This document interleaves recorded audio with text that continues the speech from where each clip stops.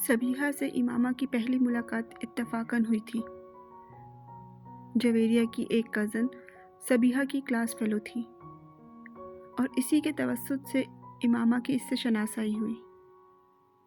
वो एक मजहबी जमात की स्टूडेंट विंग से मुंसलिक थी और हफ्ते में एक बार वो क्लासरूम में इस्लाम से मुताल्लिक किसी न किसी एक मौजू पर लेक्चर दिया करती थी। 40-50 के लगभग लड़कियां इस लेक्चर को अटेंड किया करती थी। सबीहा ने उस दिन उनसे मुतारिफ होने के बाद उन्हें भी उस लेक्चर के लिए इनवाइट किया।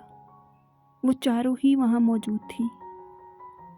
मैं तो ज़रूर आऊँगी, कम अज़ कम मेरी शिरकत के बारे में आप तसल्ली रखें, जवेरिया ने सबीहा की दावत के जवाब में कहा। मैं कोशिश करूँगी, वादा नहीं कर सकती, राबिया ने कुछ झींपी सी मुस्कुराहट के साथ कहा। मेरा आना ज़रा मुश्किल है क्योंकि मैं उस दिन कुछ मसरूफ़ रहूँगी, और ज़ैनब ने माजरत करते हुए कहा। सबीहा मुस्कुराते हुए इमामा को देखने लगी जो अब तक खामोश थी। इमामा का रंग कुछ फक हो गया। और आप आएंगी? इमामा की नज़र जवेरिया से मिली जो इसे ही देख रही थी। वैसे इस बार किस मौजू पर करेंगी आप? इससे पहले कि इमामा कुछ कहती, जवेरिया ने सबीहा की तवज्जो अपनी तरफ मबजूल कर ली। शायद ऐसा इसने दानिस्ता तौर पर किया था। इस बार इसराफ के बारे में बात होगी। इस एक आदत की वजह से हमारा माशरा कितनी तेज़ी से ज़वाल पजीर हो रहा है और उसके सदेबाब के लिए क्या किया जा सकता है, इसी मौजू पर गुफ्तगू होगी। सबीहा ने जवेरिया को तफसील से बताया। आपने बताया नहीं इमामा, आप आ रही हैं? जवेरिया से बात करते करते सबीहा एक बार फिर इमामा की तरफ मतवज्जा हो गई। इमामा का रंग एक बार फिर बदला। मैं देखूंगी, इसने झिझकते हुए कहा। मुझे बहुत खुशी होगी अगर जवेरिया के साथ आप तीनों भी आएं। अपने दीन की बुनियादी तालीमात के बारे में हमें रोज़ नहीं तो कभी कभार कुछ इल्म हासिल करने की कोशिश करनी चाहिए। सिर्फ मैं ही लेक्चर नहीं देती हूँ, हम जितने लोग भी इकट्ठे होते हैं उनमें से कोई भी इस मौजू पर गुफ्तगू करने के लिए आज़ाद होता है जिससे हम मुंतखब किया जाता है। और अगर आप में से भी कोई ख़ास मौजू के हवाले से बात करना या कुछ बताना चाहे तो हम लोग इसे भी अरेंज कर सकते हैं। सबीहा बड़ी सहूलत से बात कर रही थी।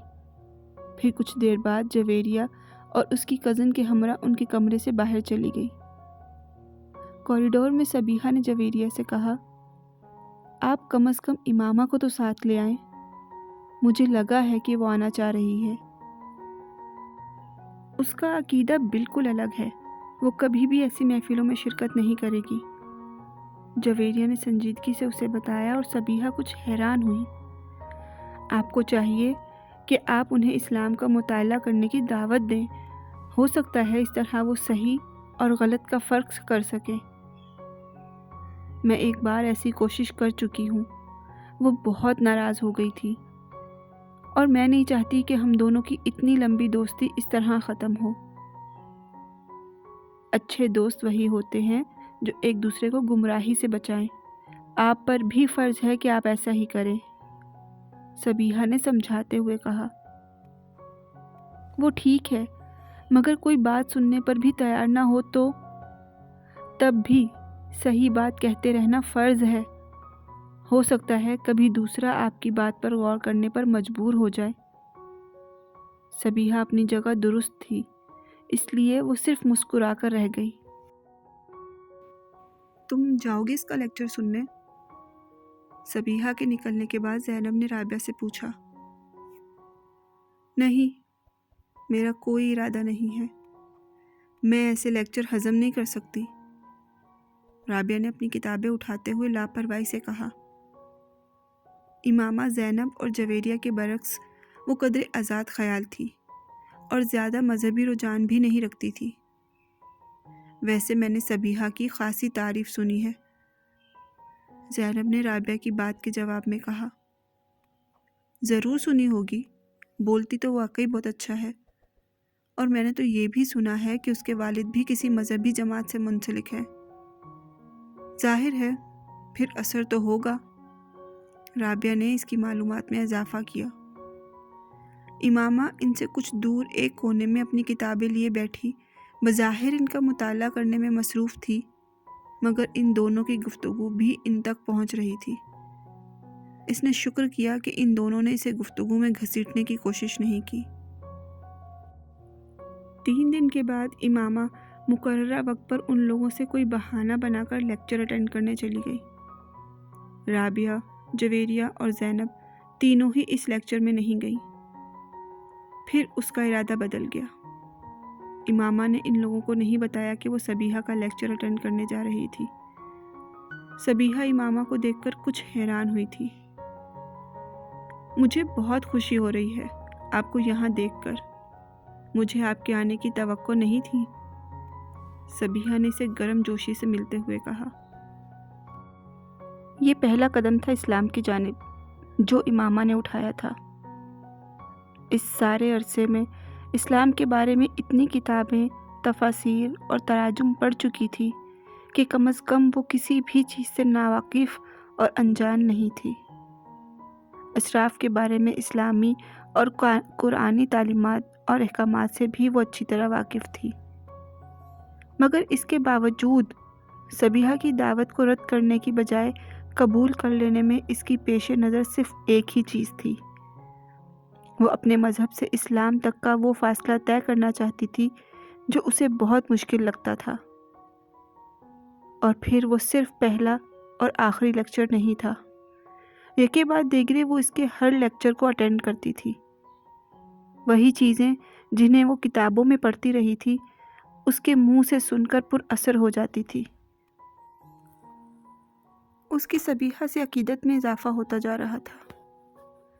صبیحہ نے اسے یہ نہیں بتایا تھا کہ وہ اس کے عقیدے کے بارے میں جانتی تھی، مگر امامہ کو اس کے پاس آتے ہوئے 2 ماہ ہو گئے تھے جب صبیحہ نے ختم نبوت پر ایک لیکچر دیا۔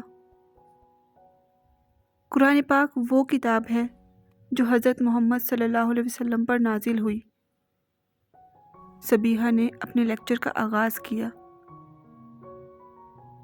اور قرآن پاک میں ہی اللہ نبوت کا سلسلہ حضرت محمد صلی اللہ علیہ وسلم پر ختم کر دیتے ہیں۔ وہ کسی دوسرے نبی کی کوئی گنجائش باقی نہیں رکھتے۔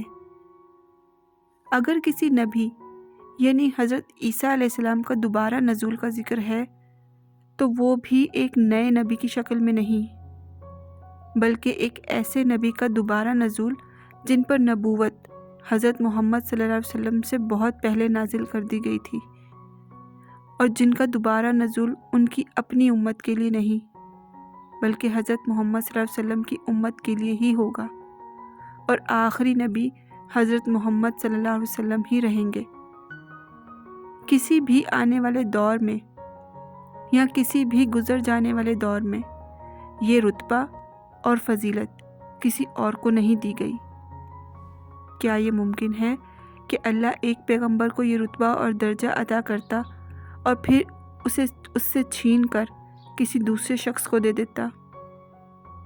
قرآن پاک میں اللہ تعالیٰ فرماتا ہے، بات میں اللہ سے بڑھ کر سچا کون ہے؟ تو کیا یہ ممکن ہے کہ وہ اپنی بات کو خود ہی رد کر دیتا؟ اور پھر اگر اللہ کی اس بات کی گواہی حضرت محمد صلی اللہ علیہ وسلم خود دیتے ہیں کہ ہاں وہ اللہ کے آخری رسول ہیں اور ان کے بعد دوبارہ کوئی نبی نہیں آئے گا، تو پھر کیا ہمارے لیے کسی بھی طور پر یہ جائز اور مناسب ہے کہ ہم کسی دوسرے شخص کی نبوت کے دعوے پر غور تک کریں؟ انسان اللہ کی مخلوقات میں سے وہ واحد مخلوق ہے جسے عقل جیسی نعمت سے نوازا گیا، اور یہ ایسی مخلوق ہے جو اسی عقل کو استعمال کر کے سوچنے پر آئے تو خود اللہ کے وجود کے لیے ثبوت کی تلاش شروع کر دیتی ہے، پھر اس سلسلے کو یہیں پر محدود نہیں رکھتی بلکہ اسے پیغمبروں کی ذات تک دراز کر دیتی ہے، پہلے سے موجود پیغمبروں کی نبوت کے بارے میں سوال کرتی ہے، پھر انہیں پیغمبر مان لیتی ہے اور اس کے بعد قرآن کے واضح احکامات کے باوجود زمین پر مزید پیغمبروں کی تلاش شروع کر دیتی ہے، اور اس تلاش میں وہ یہ بات فراموش کر دیتی ہے کہ نبی بنتا نہیں، بنایا جاتا تھا، اسے معبوس کیا جاتا تھا، اور ہم انسانی ایولیوشن کی ان آخری دہائیوں پر کھڑے ہیں جہاں مزید نبیوں کی آمد کا سلسلہ اس لیے ختم کر دیا گیا کیونکہ انسان کے لیے ایک دین اور ایک نبی کا انتخاب کر لیا گیا۔ اب کسی نئے عقیدے کی ضرورت نہیں، بلکہ صرف تقلید کی ہے، صرف تقلید یعنی پریکٹس اس ایک آخری اور مکمل دین کی جسے پیغمبر اسلام حضرت محمد صلی اللہ علیہ وسلم پر ختم کر دیا گیا۔ اب وہ ہر شخص خسارے میں رہے گا جو دین کی رسی کو مضبوطی سے تھامنے کی بجائے تفرقے کی راہ اختیار کرے گا۔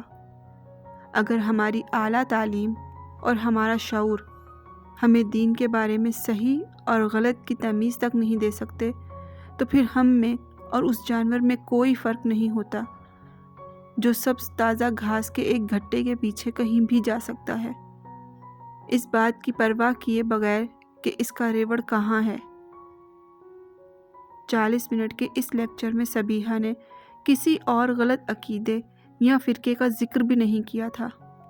اس نے جو کچھ کہا تھا بالواسطہ کہا تھا، صرف ایک چیز بلا واسطہ کہی تھی، اور وہ حضرت محمد صلی اللہ علیہ وسلم کی ختم نبوت کا اقرار تھا۔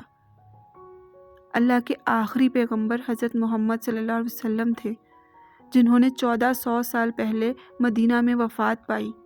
1400 سال پہلے مسلمان ایک امت کے طور پر اسی ایک شخص کے سائے میں کھڑے ہیں۔ 1400 سال بعد بھی ہمارے لیے وہ ایک آخری نبی ہیں جن کے بعد کوئی دوسرا نبی بھیجا گیا نہ بھیجا جائے گا، اور ہر وہ شخص جو کسی دوسرے شخص میں کسی دوسرے نبی کا عکس تلاش کرنے کی کوشش کرتا ہے اسے ایک بار اپنے ایمان کا اثر نو جائزہ لے لینا چاہیے۔ شاید یہ کوشش اسے اس عذاب سے بچا دے جس میں وہ اپنے آپ کو مبتلا کرنے کی کوشش کر رہا ہے۔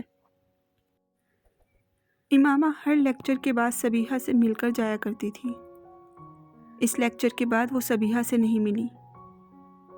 ایک لمحہ بعد وہاں رکے بغیر وہ وہاں سے چلی آئی۔ عجیب سے ذہنی انتشار میں مبتلا ہو کر وہ کالج سے باہر نکل کر پیدل چلتی رہی۔ کتنی دیر فٹ پاتھ پر چلتی رہی اور اس نے کتنی سڑکیں عبور کی اسے اندازہ نہیں ہوا۔ کسی معمول کی طرح چلتے ہوئے وہ فٹ پاتھ سے نیچے نہر کے کنارے بنی ہوئی ایک بینچ پر جا کر بیٹھ گئی۔ سورج غروب ہونے والا تھا اور اوپر سڑک پر گاڑیوں کے شور میں اضافہ ہو گیا تھا۔ وہ چپ چاپ نہر کے بہتے ہوئے پانی کو دیکھتی رہی۔ ایک لمبی خاموشی کے بعد اس نے بڑبڑاتے ہوئے خود سے پوچھا، آخر میں کیا کر رہی ہوں؟ اپنے ساتھ کیوں اپنے آپ کو الجھا رہی ہوں؟ آخر کس یقین کی کھوج میں سرگردہ ہوں اور کیوں؟ میں اس سب کے لیے تو یہاں لاہور نہیں آئی، میں تو یہاں ڈاکٹر بننے آئی ہوں۔ مجھے آئی اسپیشلسٹ بننا ہے۔ پیغمبر پیغمبر پیغمبر، میرے لیے ہر چیز وہاں کیوں ختم ہو جاتی ہے؟ اس نے اپنے دونوں ہاتھوں سے اپنا چہرہ ڈھانپ لیا۔ مجھے اس سب سے نجات حاصل کرنی ہے۔ میں اس طرح اپنی اسٹڈیز پر کبھی توجہ نہیں دے سکتی۔ مذہب اور عقیدہ میرا مسئلہ نہیں ہونا چاہیے۔ صحیح یا غلط جو میرے بڑوں نے دیا وہی ہے۔ میں اب سبیحہ کے پاس نہیں جاؤں گی۔ میں مذہب یا پیغمبر کے بارے میں کبھی نہیں سوچوں گی، کبھی بھی نہیں۔ وہاں بیٹھے بیٹھے اس نے طے کیا تھا۔ رات کو 8 بجے وہ واپس آئی تو جویریہ اور رابعہ کچھ فکر مند سی تھی۔ بس ایسے ہی مارکیٹ چلی گئی تھی۔ اس نے ستے ہوئے چہرے کے ساتھ انہیں بتایا، ارے امامہ، تم تو بہت عرصے بعد آئی ہو نا، آخر آنا کیوں چھوڑ دیا تم نے؟ बहुत दिनों बाद एक बार फिर सबीहा के पास पहुंच गई। सबीहा का लेक्चर शुरू होने वाला था। मुझे आपसे कुछ बातें करनी है। आप अपना लेक्चर ख़त्म कर लें, मैं बाहर बैठकर आपका इंतज़ार कर रही हूँ। इमामा ने इसकी बात का जवाब देने की बजाय इससे कहा। ठीक 45 मिनट के बाद जब सबीहा अपना लेक्चर ख़त्म करके बाहर निकली तो उसने इमामा को बाहर कॉरिडोर में टहलते पाया। वो सबीहा के साथ दोबारा उसी कमरे में आ बैठी जो अब खाली था। सबीहा खामोशी से उसकी तरफ से बात शुरू होने का इंतज़ार करती रही। इमामा चंद लम्हे किसी सोच में डूबी रही। फिर इसने सबीहा से कहा, आपको पता है मैं किस मज़हब से हूँ? हाँ, मैं जानती हूँ, जवेरिया ने मुझे बताया था। सबीहा ने पुरसुकून अंदाज में कहा। मैं आपको बता नहीं सकती मैं किस हद तक फ्रस्ट्रेटेड हूँ। मेरा दिल चाहता है मैं दुनिया छोड़कर कहीं भाग जाऊँ। इसने कुछ देर के बाद सबीहा से कहना शुरू किया। मैम, मैं इसने दोनों हाथों से अपना सर पकड़ लिया। मुझे पता है कि इसने एक बार फिर अपनी बात अधूरी छोड़ दी। फिर खामोशी। मगर मैं अपना मज़हब नहीं छोड़ सकती। मैं तबाह हो जाऊंगी। मेरे माँ बाप मुझे मार डालेंगे। मेरा करियर, मेरे ख्वाब, सब कुछ ख़त्म हो जाएगा। मैंने तो सिरे से इबादत करना तक छोड़ दी है, मगर फिर भी पता नहीं क्यों मुझे सुकून नहीं मिल रहा। आप मेरी सूरत हाल को समझें।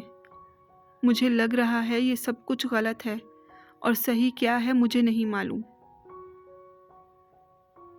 इमामा, तुम इस्लाम कबूल कर लो। सबीहा ने इसकी बात के जवाब में सिर्फ एक जुमला कहा। ये मैं नहीं कर सकती। मैं आपको बता रही हूँ मैं कितने मसाइल का शिकार हो जाऊंगी। तो फिर मेरे पास किस लिए आई हो? सबीहा उसी पुरसुकून अंदाज में कहा। वो उसका मुंह देखने लगी। फिर इसने बेबसी से कहा, पता नहीं मैं आपके पास किस लिए आई हूँ। तुम सिर्फ यही एक जुमला सुनने आई हो जो मैंने तुमसे कहा है। मैं तुम्हें कोई दलील नहीं दूंगी क्योंकि तुम्हें किसी सवाल के जवाब की तलाश नहीं है। हर सवाल का जवाब तुम्हारे अंदर मौजूद है। तुम सब जानती हो, बस तुम्हें इकरार करना है। ऐसा ही है ना? इमामा की आंखों में आंसू तैरने लगे। मुझे लग रहा है मेरे पांव जमीन से उखड़ चुके हैं। मैं जैसे खला में सफर कर रही हूँ। इसने भराई हुई आवाज में कहा। सबीहा ने इसकी बात का जवाब नहीं दिया। वो बिस्मिल्लाह पढ़ रही थी। इमामा गीली आंखों के साथ उसका चेहरा देखने लगी। कुछ भी नजर नहीं आता सबीहा, कुछ भी। इसने अपने हाथों की पुष्ट से अपने आंसुओं को साफ किया। ला इलाहा इल्लल्लाह। सबीहा के लब आहिस्ता आहिस्ता हिलने लगे। इमामा दोनों हाथों से अपना चेहरा ढांप कर बच्चों की तरह फूट फूट कर रोने लगी। वो रोते हुए सबीहा के पिछले कलमे के अल्फाज दोहरा रही थी। मुहम्मदुर रसूलुल्लाह। इमामा ने अगले अल्फाज दोहराए और उसकी आवाज़ भर आई। इमामा की समझ में नहीं आ रहा था इसे इतना रोना क्यों आ रहा था। इसे कोई पछतावा, कोई अफसोस नहीं था, मगर फिर भी इसे अपने आंसुओं पर काबू पाना मुश्किल हो रहा था। बहुत देर तक रोते रहने के बाद इसने जब सर उठाया तो सबीहा इसके पास ही बैठी हुई थी। इमामा गीले चेहरे के साथ इसे देखकर मुस्कुरा दी। राबिया और जवेरिया एक दूसरे का मुंह देख रही थी और इमामा अपने पाँव के अंगूठे के साथ फर्श को रगड़ते हुए किसी सोच में डूबी हुई थी। تمہیں یہ سب کچھ ہمیں پہلے ہی بتا دینا چاہیے تھا۔ جویریہ نے ایک طویل وقفے کے بعد اس خاموشی کو توڑا۔ امامہ نے سر اٹھا کر اسے دیکھا اور پرسکون انداز میں کہا، اس سے کیا ہوتا؟ کم از کم ہم تمہارے بارے میں کسی غلط فہمی کا شکار تو نہ ہوتے، اور تمہاری مدد کر سکتے تھے ہم دونوں۔ امامہ سر جھٹکتے ہوئے عجیب سے انداز میں مسکرائی۔ اس سے کوئی خاص فرق نہیں پڑتا۔ مجھے تو بہت خوشی ہے امامہ کہ تم نے ایک صحیح راستے کا انتخاب کیا ہے۔ دیر سے صحیح، مگر تم غلط راستے سے ہٹ گئی ہو۔ جویریہ نے اس کے پاس بیٹھتے ہوئے نرم لہجے میں کہا، تم اندازہ نہیں کر سکتی کہ میں اس وقت تمہارے لیے اپنے دل میں کیا محسوس کر رہی ہوں۔ امامہ چپ چاپ اسے دیکھتی رہی۔ تمہیں اگر ہم دونوں کی طرف سے کسی بھی مدد کی ضرورت ہو تو ہچکچانا مت، تمہاری مدد کر کے ہمیں خوشی ہوگی۔ مجھے واقعی تم لوگوں کی مدد کی بہت ضرورت ہے، بہت زیادہ ضرورت ہے۔ میری وجہ سے اگر تم نے اپنے مذہب کی اصلیت جانچ کر اسے چھوڑ دیا ہے تو، جویریہ کہہ رہی تھی۔ امامہ اس کا چہرہ دیکھنے لگی۔ تمہاری وجہ سے؟ اس نے جویریہ کا چہرہ دیکھتے ہوئے سوچا۔ اس کا ذہن اسے کہیں اور لے جا رہا تھا۔ دھند میں اب ایک اور چہرہ ابھرا تھا۔ وہ اسے دیکھتی رہی۔ وہ چہرہ آہستہ آہستہ واضح ہو رہا تھا، زیر آب ابھرنے والے کسی نقش کی طرح۔ چہرہ اب واضح ہو گیا تھا۔ امامہ مسکرائی۔ وہ اس چہرے کو پہچان سکتی تھی۔ اس نے اس چہرے کے ہونٹوں کو ہلتے ہوئے دیکھا۔ آہستہ آہستہ وہ آواز سن سکتی تھی۔ وہ آواز سن رہی تھی، قطرہ مانگے جو تو اسے دریا دے دے، مجھ کو کچھ اور نہ دے، اپنی تمنا دے دے۔ میں صرف یہ چاہتی ہوں کہ تم لوگ کسی کو کچھ نہ بتاؤ، زینب کو بھی نہیں۔ اپنے سر کو جھٹکتے ہوئے اس نے جویریہ اور رابعہ سے کہا۔ ان دونوں نے اس بات میں سر ہلا دیا۔ کچھ نہیں مانگتا شاہوں سے یہ شیدا تیرا، اس کی دولت ہے فقط نقش کف پا تیرا۔ پورے قد سے میں کھڑا ہوں تو یہ تیرا ہے کرم، مجھ کو جھکنے نہیں دیتا ہے سہارا تیرا۔ لوگ کہتے ہیں کہ سایہ تیرے پیکر کا نہ تھا، میں تو کہتا ہوں جہاں پر یہ سایہ تیرا۔ وہ اس آواز کو پہچانتی تھی۔ یہ جلال انصر کی آواز تھی۔